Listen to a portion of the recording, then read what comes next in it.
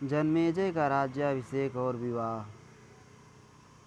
उग्रश्रवा जी कहते हैं, शौनक जी, मंत्रीगण राजा परीक्षित को तक्षक नाग से जकड़ा हुआ देख अत्यंत दुखी हो गए।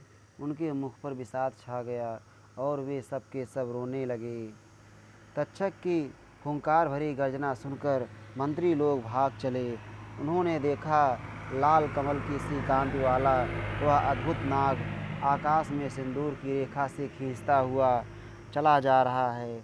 नागों में श्रेष्ठ तक्षक को इस प्रकार जाते देख वे राजमंत्री अत्यंत शोक में डूब गए। वह राजमहल सर्प के विष जनित अग्नि से आवृत हो धू धू कर जलने लगा।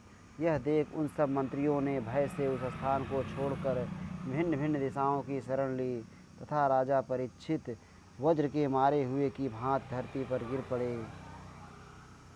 तक्षक की विषाग्नि द्वारा राजा परीक्षित के दग्ध हो जाने पर उनकी समस्त पारलौकिक क्रियाएं करके पवित्र ब्राह्मण राजपुरोहित उन महाराज के मंत्री तथा समस्त पूर्ववासी मनुष्यों ने मिलकर उन्हीं के पुत्र को, जिसकी अवस्था अभी बहुत छोटी थी, राजा बना दिया। कुरुकुल का वह श्रेष्ठ वीर अपने शत्रुओं का विनाश करने वाला था।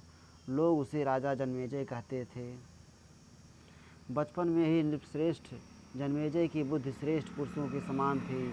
अपने वीर प्रपितामह महाराज युधिष्ठिर की भांति कुरुश्रेष्ठ वीरों के अग्रगण्य जन्मेजय भी उस समय मंत्री और पुरोहितों के साथ धर्मपूर्वक राज्य का पालन करने लगे।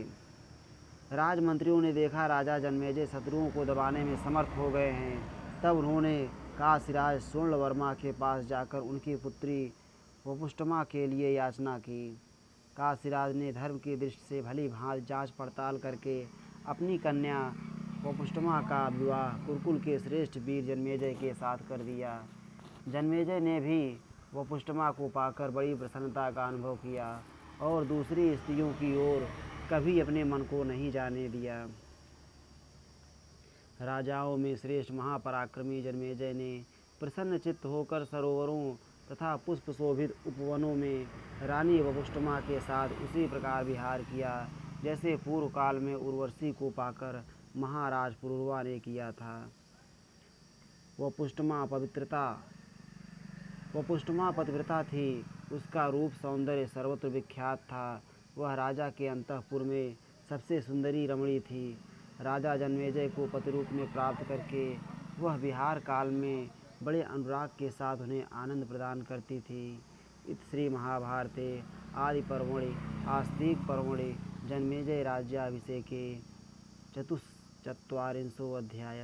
इस प्रकार श्री महाभारत आदि पर्व के अंतर्गत आस्तिक पर्व में जन्मेजय राज्याभिषेक संबंधी 44वां अध्याय पूरा हुआ।